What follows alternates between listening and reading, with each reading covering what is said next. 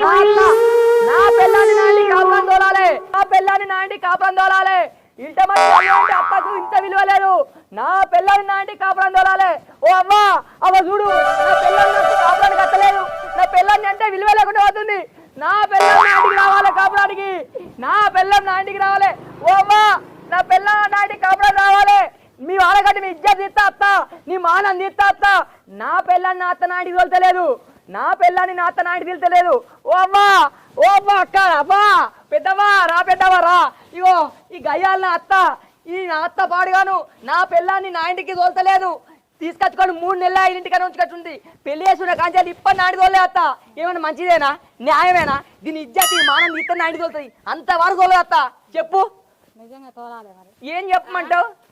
ఏంటి బాబా తోలు అంటాడు, ఏం పని చేస్తానని తోలమంటావు? నా బిడ్డను ఎట్లా బతాడు, ఎట్లా పోషిస్తాడు, ఎట్లా పువ్వ పెడతాడు?